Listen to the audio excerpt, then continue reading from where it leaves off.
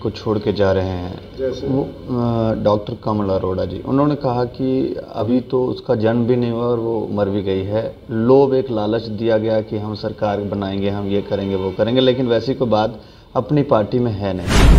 हम ये मान सकते हैं कि जब डिलिमिटेशन होगा, उसके बाद जब इलेक्शन होगी, तो अब आपके लीडर जो है वो जीत कर भारी मात्रा में आएंगे, और जो बीजेपी नारा दे रही है कि हम 50 पार करेंगे, 60 पार करेंगे, तो वो विफल होंगे। वहाँ कॉन्फ्रेंस के लोग जो हैं ऐसी बातें कर रहे थे कि अपनी पार्टी कहाँ तक रहेगी, इससे लोग जो हैं वो नाराज़ बैठे हैं, वो मायूस हो गए हैं। जम्मू से भी रिप्रेजेंटेशन मिलेगी, कश्मीर से भी मिलेगी, और इन्हीं के हाथ में नेतृत्व रहेगा, अल्ताफ़ साहब के हाथ। मतलब आप कह रहे हैं कि सीधे तौर पर सीएम बुखारी साहब ही हों। आप इशारा कर रहे हैं जैसे देवेंद्र राणा जी, सुरजीत सिंह सलाथिया जी, अरोड़ा साहब या और भी लोग जो जम्मू जम्मू का नारा भी दे रहे हैं इस समय, तो वो विफल होंगे बाद में। नमस्कार दोस्तों, मैं हूं दीपक सिंह, दैनिक सवेरा समाचार से। 370 हटने के बाद, धारा 370 हटने के बाद काफ़ी सारी चीज़ें जो हैं वो जम्मू कश्मीर के अंदर बदल गई हैं। इसमें एक नई पार्टी का गठन हुआ था, अपनी पार्टी, और कुछ लोग अपनी पार्टी को जब छोड़ के गए तो हमने उनसे बातचीत की, तो उन्होंने कहा कि अपनी पार्टी जो है वो जन्म लेने से पहले ही वो पार्टी ख़त्म हो गई है। कई लीडर और भी अपनी पार्टी के छोड़ के जा सकते हैं, लेकिन आज नई घोषणाएं की गई हैं अपनी पार्टी की, और नए जनरल सेक्रेटरी बनाए गए हैं। सैयद असगर अली साहब हैं हमारे साथ बातचीत करने के लिए, इनसे बातचीत कर लेते हैं। सर, आपका बहुत बहुत स्वागत है। Thank you very much. अच्छा, मैं जानना चाह रहा हूँ सर कि आज आपको एक पदभार दिया गया है, क्या कहेंगे आप? मैं पहले भी पार्टी में, और मैं इन फाउंडर मेंबर्स में हूँ। जब मार्च 2020 में गठन हुआ पार्टी का और हम प्राइम मिनिस्टर से मिले, तो मैं उस वफद में शामिल था जी। अलबत्ता ये जनरल सेक्रेटरीशिप की जिम्मेदारी जो है अभी हाल में ही मिली है, 10-20 दिन हो गए हैं, और हमारी पार्टी जो है वो पूरी तरीके से फ़ाल है, फंक्शनल है। और जम्मू कश्मीर का अगर पूरा आप देख लें तो इसमें आपको एक यही पार्टी मिलेगी जिसका आपको पॉलिटिकल एक्टिविटीज़ हर कॉर्नर में मिलेंगी। जो कुछ पार्टियां पिछले 60-70 साल से आप सुन रहे हैं जिनको, वो बिल्कुल अब सुकड़ रही हैं और कन्फाइन हो गई हैं। हमारा रोड मैप और हमारा मंशूर भी जो है वो इक्वली एक्सेप्टेबल है, जम्मू के लिए भी, कश्मीर के लिए भी, हमारे पीर पंचाल और चिनाब के लिए भी। हम किसी आसमान से सितारे तोड़ने वाली बातें करते नहीं हैं, हम ज़मीनी हक़ाइक़ पर ही सियासत कर रहे हैं। हमारा लक्ष्य यही है कि यहाँ अमन आ जाए, सुकून मिले लोगों को, तरक्की मिले, खुशहाली मिले, यहाँ की सड़कें, यहाँ की बिजली, यहाँ के एजुकेशन सेक्टर, यहाँ का हेल्थ सेक्टर, इन सब तक हम जा पहुँचे और लोगों को इनका लाभ मिले। ये हमारा लक्ष्य है। हमारी हकीकत पर मबनी है, सच्चाई पर मबनी है सियासत। लेकिन जो लोग आपकी पार्टी को छोड़ के जा रहे हैं, जैसे वो डॉक्टर कमल अरोड़ा जी, उन्होंने कहा कि अभी तो उसका जन्म भी नहीं हुआ और वो मर भी गई है। लोभ, एक लालच दिया गया कि हम सरकार बनाएंगे, हम ये करेंगे, वो करेंगे, लेकिन वैसी कोई बात अपनी पार्टी में है नहीं। तो ये कैसे देखें इस बयान को? पॉलिटिकल आइडियोलॉजी जो होती है, इसमें किसी एक फ़र्द के खुश रहने से या उसको इत्फाक होने से ये इसका नहीं हुलिया बदलता है। पॉलिटिकल आइडियोलॉजी आपने देखी होगी कि नेशनल कॉन्फ्रेंस एक ज़माने में मुस्लिम कॉन्फ्रेंस थी, उसके बाद वो नेशनल कॉन्फ्रेंस बन गई, उसके बाद उसका रूप दूसरा डिफरेंट हो गया जब 75 में शेख अब्दुल्ला साहब ने इंदिरा गांधी जी के साथ एकॉर्ड किया। फिर उसके बाद 1987 में राजीव फारूक एकॉर्ड हुआ। रूपरेखाएं बदलती रहती हैं, पॉलिटिकल आइडियोलॉजी में चेंजेस आती रहती हैं। और जहाँ तक अरोड़ा जी की बात आप कर रहे हैं, वो नेशनल कॉन्फ्रेंस से ताल्लुक़ रखते थे। उनको शायद ये दिख रहा है कि बीजेपी में उनको मैंडेट मिले। हम भी दुआ करेंगे कि उनको मैंडेट मिले, जो बड़ा मुश्किल भी है। वैसे वहाँ वो चाहते हैं कि फिर से शायद किसी रिलीजन बेस्ड सियासत करेंगे, तो उस तरीके से वो एमएलए बने या कुछ बने, यह उनका अपना ज़ाती मसला है। जहाँ तक अपनी पार्टी का ताल्लुक़ है, ये दिन दुगनी रात चुगनी तरक्की कर रही है। आप मुझे ये बताइए कि हर दिन दर्जनों लोग, यूथ बड़े बुजुर्ग लोग, बड़े पार्टियों से दिग्गज नेता, अभी हाल में ही जावेद मुस्तफ़ा मीर जो 3 बार इलेक्ट हो गए पीडीपी में और कैबिनेट मिनिस्टर रहे पीडीपी में, वो चले आए हैं। इसी तरीके से बहुत सारे ऐसे 35-40 तो उस वक्त हम इसमें शामिल हो गए, लेजिस्लेटर्स थे, मिनिस्टर्स थे, साबका मिनिस्टर्स थे, बहुत सारे लोग जो प्राइम मिनिस्टर के पास गए जो जब ये गठन हुआ पार्टी का। तो पार्टियों में आना जाना तो रहता है, आइडियोलॉजी की बात होती है, किसी को अच्छी लगती है, कोई चाहता है इसमें चेंज और कुछ अपने पर्सनल मफाद के लिए कोई छोड़ भी सकता है, इसमें कोई रुकावट नहीं है। ये पार्टी जो है बहुत ज़्यादा तरक्की कर रही है। आप मुझे बताइए, आप प्रेस के साथ वाबस्ता हैं, कि हर दिन इसमें जो है ज्वाइनिंग हो रही है और हर कॉर्नर में हो रही है, जम्मू है या श्रीनगर है, पीर पंजाल है या आपका चिनाब है, हर जगह ज्वाइनिंग हो रही है और दर्जनों लोग जो हैं इसमें शामिल हो रहे हैं। सुनने में ऐसा भी आ रहा है कि कुछ और नेता भी आपको छोड़ के जा सकते हैं। देखिए, ये जो है ये हथियार होते हैं सियासी जमातों के, वो पहले अफवाहें उड़ाते हैं और उसके बाद खुद उनके नीचे से जो है वो ज़मीन खिसक जाती है।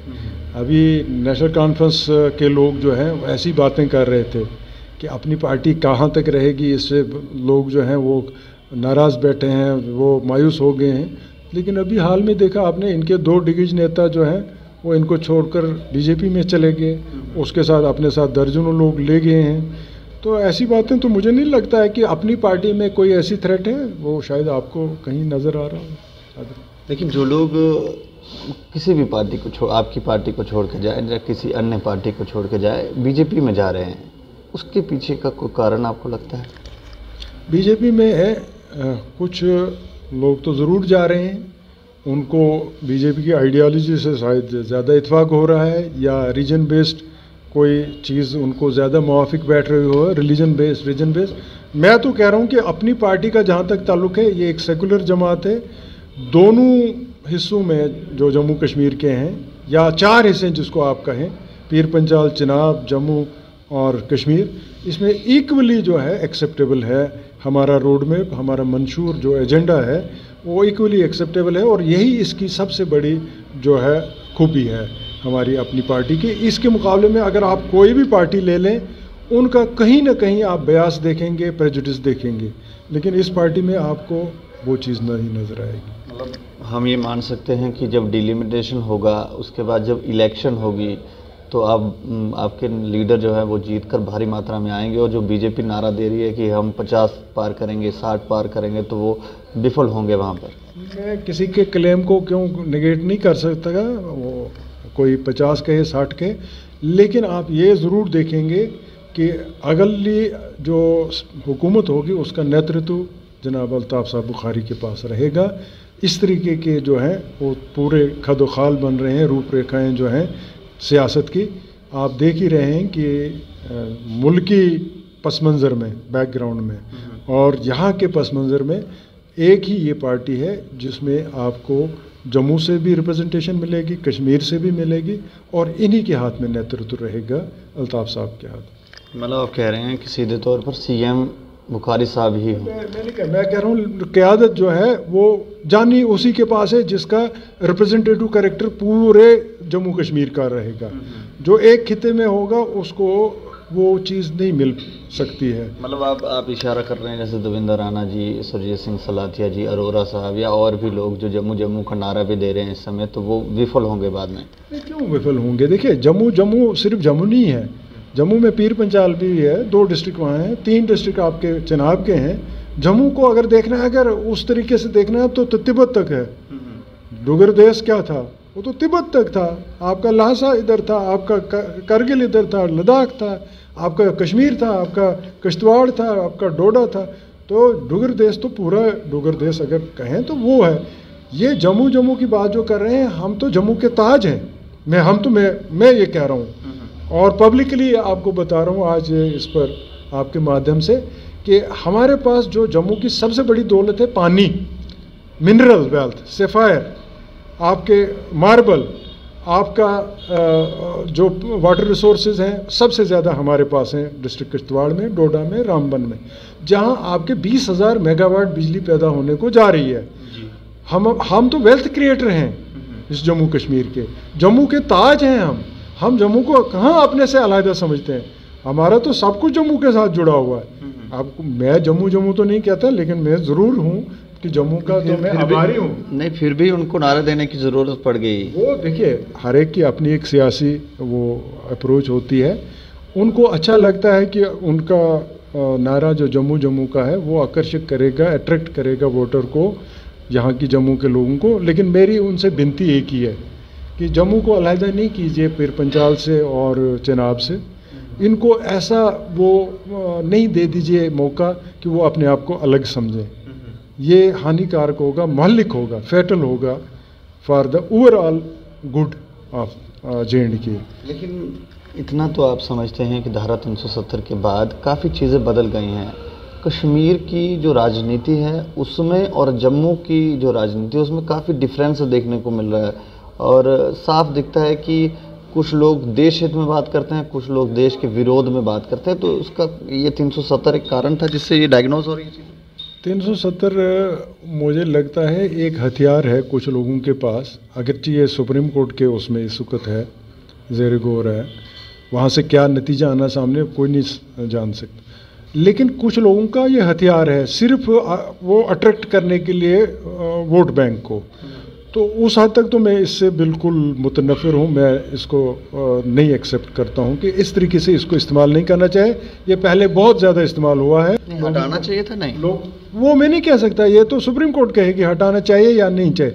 लेकिन इसको सिर्फ वोट लेने के लिए इस्तेमाल करना, पंचायत का इलेक्शन है, पंचायत का मेंबर वापस ला सकता है क्या? आप बताइए। अगर इनके पार्लियामेंट में बैठे हुए लोग थे नेशनल कॉन्फ्रेंस के, PDP के, अगर ला सकते थे तो वो ला सकते थे, उधर उठकर बोलना चाहिए था ना कि हम इस्तीफा देते हैं, हम छोड़ देते हैं पद अपना। आपने 370 छीन लिया हमसे। वो तो रहे उधर मौजूद, बिल्कुल। वो तो पूरी रियायतें जो हैं MP होने की वो मज़ा उठाते रहे। लेकिन यहाँ पंचायत मेंबर बनाने के लिए, DDC मेंबर बनाने के लिए, BDC मेंबर इन्होंने नारा उठाया जी 370 वापस लेंगे। कौन लेगा? पंचायत मेंबर लेगा। आपके पार्लियामेंट मेंबर को नहीं बना, उसको तो आपने रखा उधर, उससे इस्तीफा नहीं दिलवाया, यहाँ बेवकूफ़ बनाया फिर लोगों को। तो ये सारे नरेटिव्स जो हैं, टॉकिंग पॉइंट्स जो हैं, ये लोगों को बेवकूफ़ बनाने के लिए। हमारी एक वाहिद पार्टी है पूरे जम्मू कश्मीर में जो दोनों खितों को, जम्मू को कश्मीर को मिलाकर चलना चाहती है आगे। और ये चीज़ें मुझे लगता है कि मुल्क की जो क़यादत है, मोदी जी की क़यादत है, या इस वक्त समझे आप NDA की क़यादत है, उनको समझना चाहिए कि कौन सी पार्टी इस वक्त दोनों खितों को साथ लेकर चलना चाहती है, कौन सा मुल्की कानून, मुल्की आइन के तहत चलना चाहती है आगे, और कौन से लोग जो हैं वो जो आज भी जो हैं आइन के बाहर की बात कर रहे हैं, वो अपने मुफाद के लिए कुछ भी बोल सकते हैं। तो इन चीज़ों को समझना पड़ेगा। और ख़ासकर यहाँ भी मैं अर्ज़ करूं कि खाली जम्मू का नारा जो है वो नहीं है, बल्कि इसको आप जोड़ के चलो चिनाब से भी। और आपको मैं बताऊं कि मज़े की बात है कि देवेंद्र सिंह राणा जी हैं वो हमारे अपने चिनाब से हैं। अच्छा। जतेंद्र सिंह जी हमारे चिनाब से हैं, डोडे से हैं, ये मरमत के गांव से हैं। तो इनको तो चाहिए कि वो तो ताज है जम्मू का, वहाँ पानी के इतने बड़े रिसोर्सेज, आपके मिनरल रिसोर्सेज इतने, सफ़ायर माइंस, आपकी मार्बल माइंस, आपके मेडिसिनल प्लांट्स इतने, आपका ट्रैकिंग पैराडाइज उधर, आपके वर्जिन जो एरियाज़ हैं जो अब तक टूरिज़्म के मैप पर नहीं आए हैं वहाँ, तो इनको वो लेकर आगे चलना चाहिए। जम्मू तो सारा है, जम्मू खाली जम्मू नहीं है। लेकिन एक बात ये भी कह रहे हैं कि हिंदू CM होगा, ये कैसे देख रहे हैं? मुझे अगर कोई बताए मुसलमान CM होगा, कोई हिंदू CM होगा, उसमें मेरी राय क्या हो सकती है? हम तो ये कहेंगे जो इलेक्टोरल रिजल्ट्स होंगे उसकी बुनियाद पर ही CM होगा। अगर 90 सीटें हैं इधर के जम्मू कश्मीर की, जिसके पास 46 होंगे वही बनाएगा ना CM। डिलिमिटेशन के बाद कोई ऊपर नीचे तो नहीं जाएगा? नहीं, सीटें तो वही रहेंगी।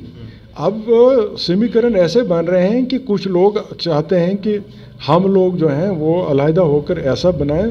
तो मैं नहीं समझता कि जो सही सियासत है, जो सही हिंदुस्तान के हक में, मुल्क के हक में चीज़ है, वो हमें हिंदू मुसलमान से ऊपर उठकर सोचनी चाहिए। जिस वक्त हम इसमें फिर पड़ जाएंगे तो यहाँ फिर से वो डिस्टर्ब ही रहेगा हमारा ये पूरा जम्मू कश्मीर, और ये किसी के हक में ठीक नहीं है, ना बीजेपी के हक में ना। कुछ लोग ये भी कह रहे हैं कि सेपरेट स्टेट बना देना चाहिए जम्मू को, ये कैसे देखते हैं? ये हम क्या इसमें टिप्पणी कर सकते हैं? आखिर किसी को ये ज़रूरत है कि यहाँ स्टेट सेपरेट होनी चाहिए? उधर से तो कह रहे हैं कि हमारा डुगर देश में तो कश्मीर भी आएगा, पीर पंजाल आएगा, चिनाब आएगा, लद्दाख आएगा, तो उधर से कह रहे हैं कि सेपरेट स्टेट जम्मू की, तो वो मुझे नहीं लगता है कि वो फिजिबल भी नहीं है और एक्सेप्टेबल भी नहीं है। ये नहीं ऐसा होना चाहिए। हमारे वो जो है ना लीरें करने में मैं यकीन नहीं रखता हूँ, इसके जो है वो टुकड़े करने में यकीन नहीं रखता हूँ। टुकड़े टुकड़े वाली पॉलिसी ये गलत है। वो तो फिर तो गैंग ही हो गए ना, हम टुकड़े टुकड़े गैंग। हम अपनी एक इतनी खूबसूरत रियासत को, जिसमें दुनिया भर में मशहूर हम कश्मीर की सियाहत से हैं, हम मशहूर हैं बसोली के आर्ट से, हम मशहूर हैं रघुनाथ मंदिर से, हम वैष्णो देवी की वजह से मशहूर हैं, हम चिनाब की वजह से जहाँ पावर प्रोजेक्ट्स हैं हम उस वजह से पूरे मुल्क में मशहूर हैं। हम इसी को अलहदा करके बैठेंगे तो क्या ये अक्लमंदी होगी? मैं नहीं समझता। दूर तक ध्यान देना चाहिए। बिल्कुल। चलिए, शुक्रिया हमसे बातचीत। Thank you. तो सैयद साहब तो कह रहे हैं कि अपनी पार्टी इकलौती ऐसी पार्टी है जो विकल्प बनकर उभरेगी और ये टुकड़े टुकड़े वाली पॉलिसी नहीं अपनाएगी। दोनों खित्तों को ध्यान में रखकर ये पॉलिटिक्स करेंगे, राजनीति करेंगे और जो बेसिक लोगों की प्रॉब्लम्स हैं उस पर बात करेंगे। और दूसरा, ये पार्टी ख़त्म नहीं हुई है। कुछ लोग कह रहे थे कि जन्म लेने से पहले ही ये मर गई, ये कह रहे हैं वैसा नहीं है। नई चीज़ें देखने को मिलेंगी आने वाले समय में। जब इलेक्शन आएगी तो हमें लगता है कुछ और भी चीज़ें क्लियर होंगी कि लोग जो हैं, लोगों का रुझान जो है वो किस तरफ है। बाकी आप लोग भी अपनी राय रखें और देखते रहें दैनिक सवेरा समाचार। मुझे और मेरे सहयोगी छोटा शकील को दें इजाज़त। नमस्कार।